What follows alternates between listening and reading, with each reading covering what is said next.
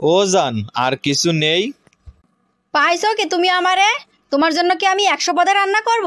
তোমার জন্য 100 পদে রান্না করি, তোমার ছেলের জন্য 90 পদে রান্না করি। তুমি কি শ্বশুরবাড়ি আইছো যে তোমার জন্য এক টেবিল রান্না করে রেখে দেবো?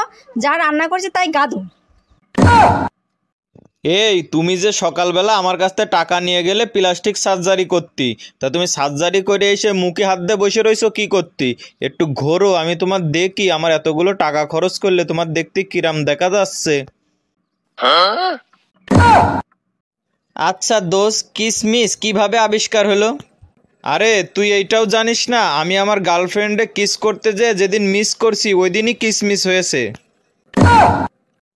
জনি ভাই বাড়িতে আছেন নাকি? ও ভাবি, কি অবস্থা, কেমন আছেন? আর ভাই, 2-1 দিনের ভিতরে কি আমাদের বাড়ি গিয়েলেন? কই না তো ভাবি, যে বৃষ্টি আমি তো ঘরেতে বেরোতে পারি না, কিন্তু কেন? না, 2 দিন ধরে আমার মোবাইলটা হারাই গেছে, খুঁজে পাচ্ছি নি। দোস্ত, আমি তো তোর জন্য একটা মেয়ে দেখেছি, কিন্তু মেয়ে একটা শর্ত দিছে। কি বলিস, তাই নাকি? শর্ত মর্ত কোনো বিষয় না, তুই বল। মেয়ে বলেছে বিয়ের পরে শাড়ি পরতে পারবে না, সে জিন্স আর টপ পরবে। ওরে দোস্ত, কোনো সমস্যা নেই, লাগলি বিয়ের পরে শাড়ি আমি পরবো, তুই বিয়ে দেওয়ার ব্যবস্থা কর। তোমার ঘরে জন্ম নেওয়াটাই আমার ভুল হয়েছে।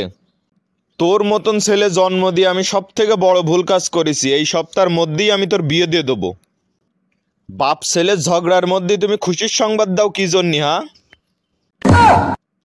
আচ্ছা দোস্ত, একটা কথা ভেবে দেখেছিস ভাইরা ভাই কেন বলে? একই কোম্পানির প্রোডাক্ট যখন দুইজন নিয়ে দুইজনই ঠকে যায় তখনই হয় ভাইরা ভাই। আচ্ছা তুমি আমার একটা কথা বলো দিন, তোমার মাথায় আসলে কি কিছু আছে? কেন, চুল আছে তো। চুল ছাড়া তোমার মাথায় অন্য কিছু কি আছে? কেন, আছে তো, হুকুন আছে। তুমি আমাকে সাদ বললে কেন? আমার কি নিজস্ব কোনো আলো নেই? কে বলেছে তোমার নিজস্ব আলো নেই? অবশ্যই আছে, সেটা হচ্ছে মেকআপের আলো। কি রে, কি ব্যাপার, হ্যাঁ বসে বসে কাঁদছিস কেন? ভাই, আমি ভালোবাসা করে ধোঁকা পাইছি।